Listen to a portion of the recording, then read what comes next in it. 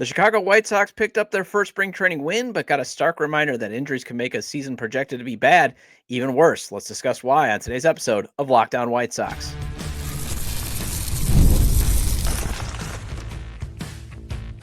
You are Locked On White Sox, your daily Chicago White Sox podcast. Part of the Locked On Podcast Network, your team every day. Hello, I'm your host, Todd Welter, a lifelong Sox fan and the site expert of SouthsideShowdown.com, part of the FanSided Network. And also, I've covered Major League Baseball for outlets such as the Associated Press. And thanks for making Lockdown White Sox your first listen every day, part of the Lockdown Podcast Network, your team every day. Make sure to hit the like button on today's episode. Subscribe to the YouTube channel at Lockdown White Sox if you've not done so already. And also follow or subscribe to the show wherever you get your podcasts. Well, the White Sox finally won a spring training game. It came at a cost, depending on how you view Andrew Benintendi, as he will miss the rest of camp and a few weeks of the season with a broken hand.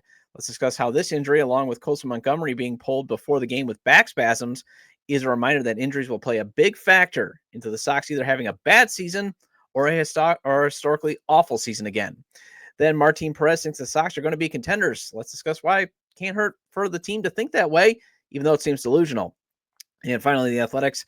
Keith Law listed 4 White Sox rookies who might make an impact this season. Today's episode is brought to you by FanDuel. Right now, new FanDuel customers can get $150 in bonus bets if your first $5 bet wins. Download the app or head to FanDuel.com to get started. All right, so Andrew Benintendi during the first half of the season was statistically the worst hitter in baseball. He did have a strong second half, though, to at least finish as close to as replacement level as you can, although he was still a minus 0.3 F4. But he was probably one of the worst hitters in baseball. He literally needed to have a strong second half to just make him a competent hitter, at least in terms of his final stats. But in the second half, or in the first half, and then it turned out, well, he was battling an Achilles injury. And it just seems like that's all he's been doing since he's been coming to the White Sox is, just not performing well, not living up to what gave him the richest contract in White Sox free agent history, which is still sad because it is well below the going rate of premium talent, $100 million. I mean, think about it, $78 million, and Andrew Benintendi is basically he's a guy. He's a piece. But he is the largest free agent contract that the White Sox have ever given out, or the largest contract, period. But still, he did hit 20 home runs last season with a team that's lacking pop. It's going to at least hurt in the short term having him starting the season on the IL with a broken hand, because he took a pitch off his right hand and it basically broke it there. Was a non-displaced fracture is what they're saying. And then also suddenly the shortstop position battle that seemed skewed toward prospect Colson Montgomery winning the job might be actually more open than we think, because he's battling back spasms. And if that's an issue throughout the season, it's going to mean another power option and a young hitter with upside could be limited or even missing from the lineup. But what these two injuries provide is just another reminder that this season could go from bad to awful real quick.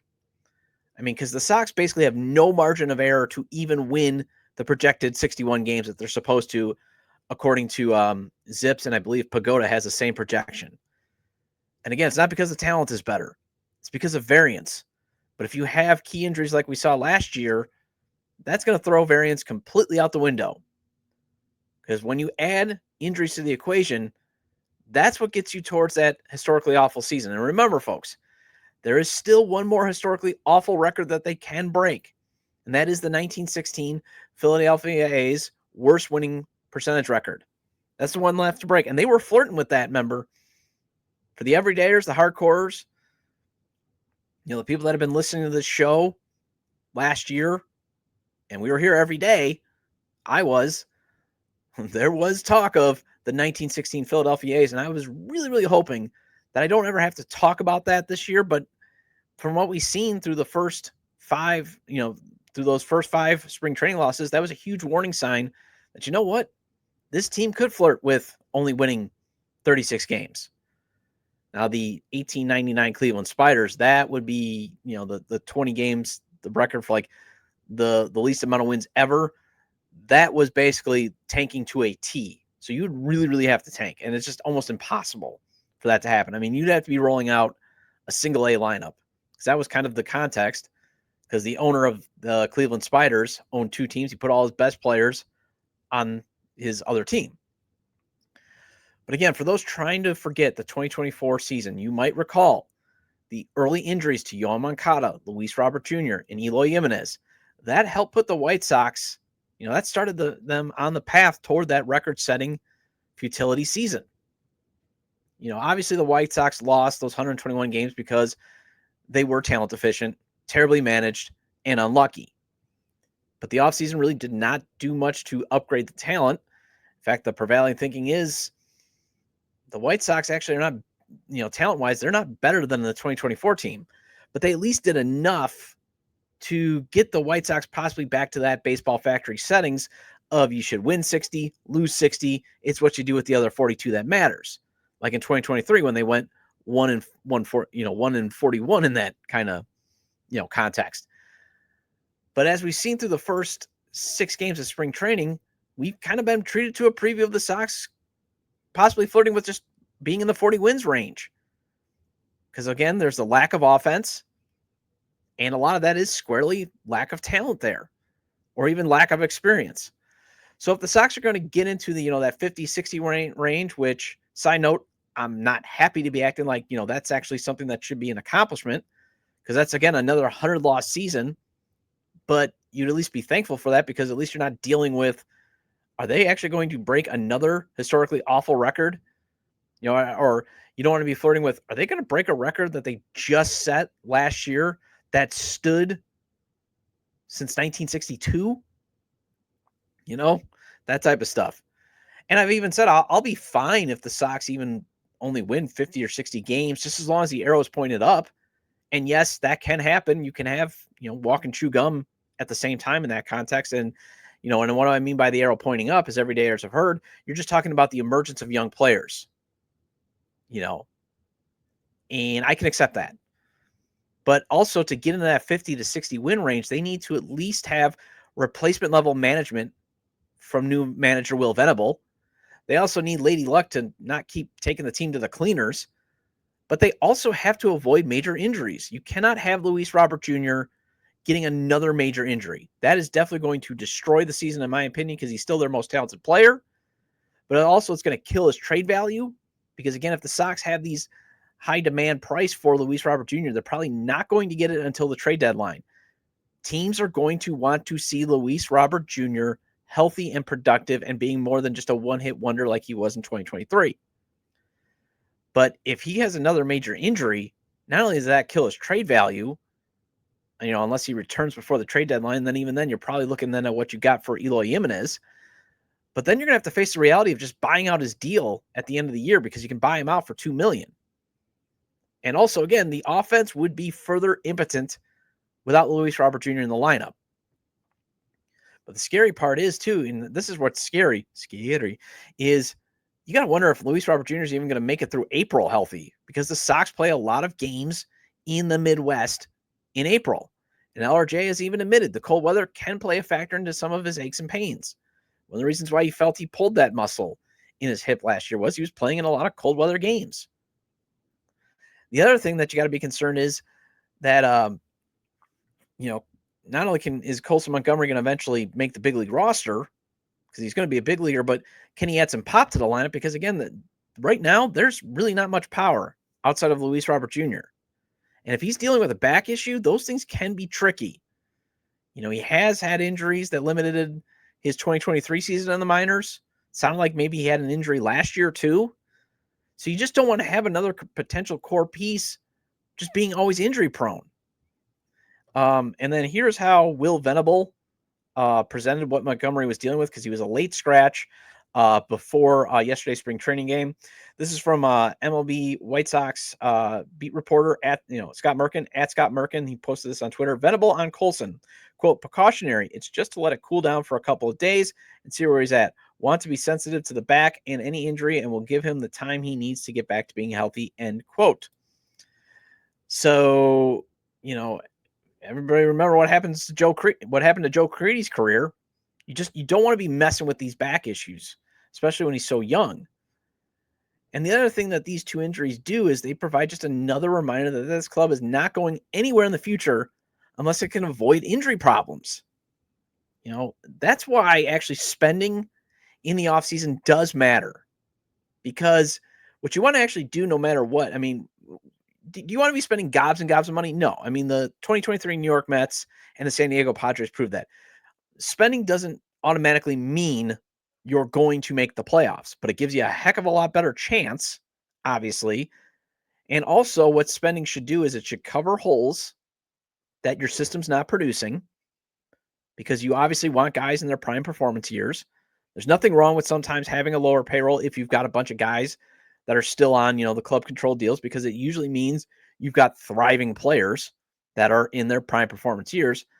But where you do definitely want to at least still have a good amount of spending, where I agree with everybody being frustrated, is you want to be able to have what I call survivable depth.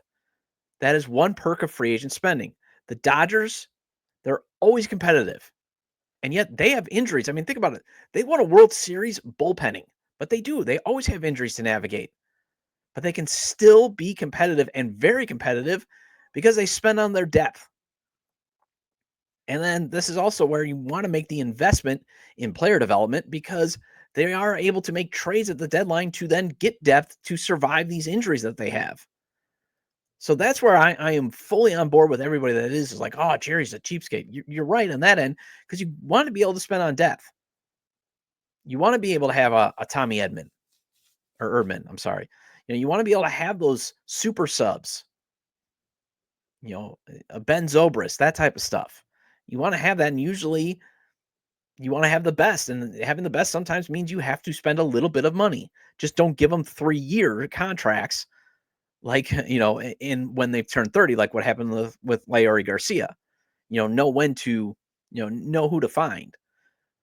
But if Montgomery gets a little bit behind, I will say this, though, if he does get a little bit behind with the back injury and that, this could be a way to have him start the season at AAA, where it is ideal to have him kick off the year. Like I've said, the only reason why I think Colson Montgomery should break camp is he's the only one of these shortstops that still provides high upside. Okay. But you would still like to have him maybe go to AAA for a little bit, just to prove that his strong September and his strong Arizona Fall League were not mirages, that he has actually figured it out. And he hit a home run in spring training. But again, he hit a home run in Arizona, where he does do well. You want to see, can he do well in that bandbox at Charlotte before you're definitely convinced that, hey, this is definitely our franchise shortstop. Although, again, what if he gets off to a 100 average in April? Well, maybe see what happens in May. Edgar Carroll got off to a terrible April last year and then raked. So those types of things. Just make sure, give him a little bit less pressure maybe. And you do have Jacob Amaya and Brooks Baldwin to platoon through at least the first month of the season. And remember, cold weather in April. Do you really want Montgomery potentially aggravating his back playing in the cold? That's another thing. So injuries are a reason you are okay for wanting to actually embrace for the worst. And I've seen the comments. Okay. So this is a reminder of why you should, still brace yourself for the worst. I recapped on yesterday's show. The starting rotation has a lot of promise, but lacks swing and miss stuff. So it's going to need weak contact. And if the defense can't back up the pitching, the plan for success, that's out the window. Bullpen still a big question mark. And that was a big reason the team lost 121 games. Then you also have the bats already struggling in the Arizona air to score runs. So major injuries is only going to potentially further the Sox problems. Now, Benintendi, though, just to minimize it, he's not going to be missing a lot of the season. Plus, the Sox can survive his absence in the short term. They do have depth in the outfield. They've got 4 guys in the outfield that are capable major league players. Although Michael Taylor strikes out a lot and always hits under 200, but he will at least catch everything.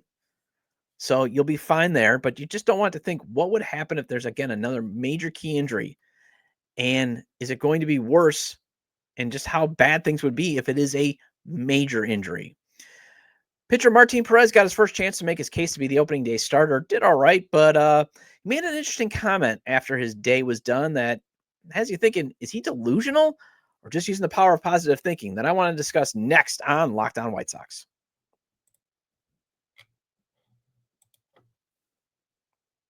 When the game tips off, the NBA action is just getting started, and there's no better place to get in on it than FanDuel, America's #1 sportsbook.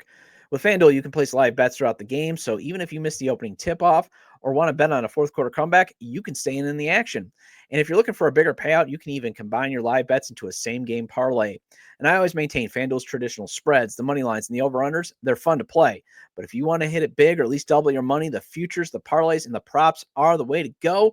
Plus, the app is easy to use, and if you win, you get paid instantly. Right now, new FanDuel customers can get $150 in bonus bets if your first $5 bet wins. Just visit FanDuel.com to join today. That's FanDuel.com for your shot at $150 in bonus bets. Make every moment more with FanDuel, the official sports betting partner of the NBA. Welcome back to Locked On White Sox. I'm your host, Todd Welter. Again, make sure to hit the like button on today's episode and subscribe to the YouTube channel at Locked On White Sox if you've not done so already. And if you can't catch the show on YouTube, Locked On White Sox is available on all major podcast platforms, so make sure to follow or subscribe on places such as Apple or Spotify. Either way, get your 30-minute fix of Chicago White Sox baseball venting with me. So after I read that Martin Perez thinks the Sox could be contenders, I immediately questioned Perez's grasp on reality. I really did. I thought for a second, is he delusional? But clearly, because again, he should be seeing what you and I are seeing. And that is a team that's going to struggle to even reach the 61 win projection. But then again, his rationale seems sound in that everyone in the clubhouse, outside, those 26 guys that are eventually going to be on the opening day roster and Will Venable, they should have the expectation and desire to win the season. You still want them, the losing battles, as they say, the lost causes. Mr. Smith Goes to Washington, highly underrated movie. Still love Jimmy Stewart. Old school on that one. But there's still nothing wrong with them believing that they should be winning. They should. You still want them, even though they're going to be overmatched, you still want them to have that thinking that they can win a baseball game. And plus, his stance is one of the reasons he was brought here in the first place. He's supposed to be that veteran leader, at least for the starting rotation, because it is really hard for a starting pitcher to be the overall leader because he's only going to pitch every 5 days. But he is supposed to be here to install. This is the proper way a professional big league player goes about his business, because he's got a lot of experience. He's pitched in a lot of games. He's there to provide mentorship and guidance at least through July. And then hopefully he's traded. But here's what he said after yesterday's win. Again, this is from MLB.com Sox beat reporter Scott Merkin. He posted this on X, formerly Twitter, at Scott Merkin. Martin Perez, quote, "People think we are not contenders, but we're going to be contenders. We're here for a reason. We don't care what the people say. We just have to focus on our team and go out there and perform. Do we have what we have to do to win the game at the end of the night?" End quote. So, yes, obviously his quote deserves skepticism. Everything the White Sox do deserves skepticism. They've earned it. But there's no harm, no foul, because the one thing 2025 should be about is establishing standards in the clubhouse. Setting the culture, as they say, laying the culture foundation. This is what Will Venable should be doing in his first season. So, despite what Perez thinks, and this team isn't coming close to being a contender, there's nothing wrong with him thinking that way. The power of positive thinking should actually be in that clubhouse. There should be a desire and a need to win. Hopefully that is part of the culture that Venable is implementing. And as everydayers have likely heard me say, I just said in the first segment, I can accept the losing so long as at the end of the season, the arrow is pointed up. Meaning, again, these players, they're showing they're capable of being above one F4, the two F4, the three F4s. Hopefully a star emerges. Maybe Kyle Teal, maybe Edgar Carroll, maybe Colson Montgomery. Just show me that these guys can be the core of the next competitive team. I don't want to see any more of the system producing more Danny Mendick and Leury Garcias. I want to see them actually produce a star. That would be nice to see. And I can also live with the losing if it's just the Sox lost because they were overmatched. I've talked about that on past episodes. I was fine with the White Sox losing to the Cubs in the spring training opener 7-3 because they were overmatched. Jared Shuster's working on things. He's kind of the extra starter. So you roll him out, that type of stuff. What I wasn't a fan of, even though I know it's spring training, losing to the Rangers because they got down 9-0 in the first inning. And if that happened in the regular season, you don't want to be happy with that because it just means the Sox lost before they even got to bat. I mean, you at least want to have some hope of winning. And that game got out of hand really quick. And we have seen those games get out of hand quickly last year. Or was like, what's the point? Can we get the 12 run rule that they have in college in place? Getting blown out by the Rockies. If that happened in the regular season, like it did a couple days ago, that wouldn't be fun either because that's a peer in being terrible. And they also lost because of a lot of self-inflicted wounds with all the errors. But again, losing on a Jack Caglione 3-run homer, say that happens in the regular season, okay, you can live with it because you battled. You just lost the battle. And every man's going to lose a battle. Okay? Friday Night Lights television series. That's another great show. Okay? But I do want Will Venable to establish a proper culture of this is how you should properly prepare to win a baseball game in front of you. And that's something that I think has been non-existent since Tony La Russa showed up, and then it carried over into the Pedro Grifol area. No one has ever looked prepared. And it's been reported some guys were not even interested in being prepared. And one of the big things in modern baseball is you need to be prepared. You should be studying film, hitting the cage, looking at the scouting reports, reading the heat maps, all that stuff. You know what I do? I want to see, I want to read, and I want to hear about how the guys on the 26-man roster, they're dedicated to showing up to the clubhouse early, getting in that extra BP in the cages, studying film, and even after the game, sitting around the clubhouse, discussing what happened in that game, talking baseball. A lot of that stuff has been missing from the Sox culture for years. So what Perez said, yes, seems delusional, but it can help in the long run if more guys are committed to having that mindset, as again, it will help establish standards, something that I don't think the Sox have had actually since Ozzie Guillen left town. Well, the White Sox, hopefully, they're going to be relying on some young players, obviously, this year. And the Athletics' Keith Law thinks that they have a couple guys that could make an impact this season. And let's discuss that after the break.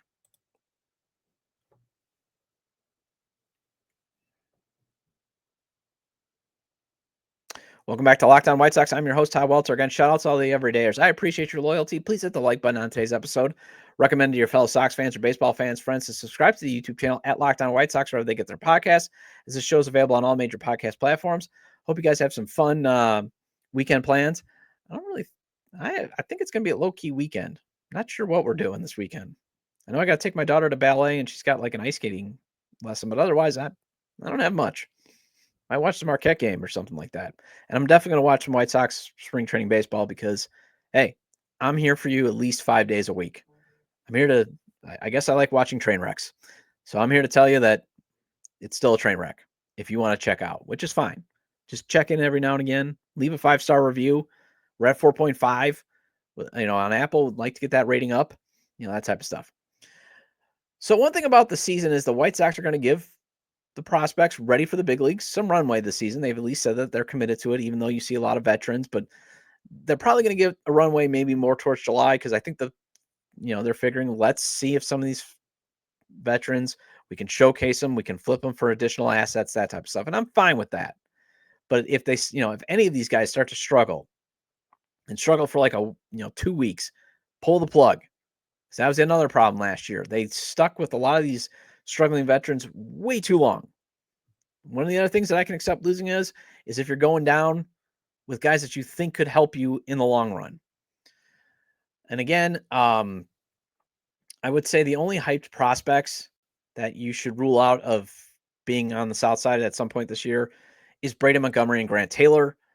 I would not be totally shocked if Noah Schultz and Hagen Smith do actually get a cup of coffee this season just to drive off some ticket sales late in the season.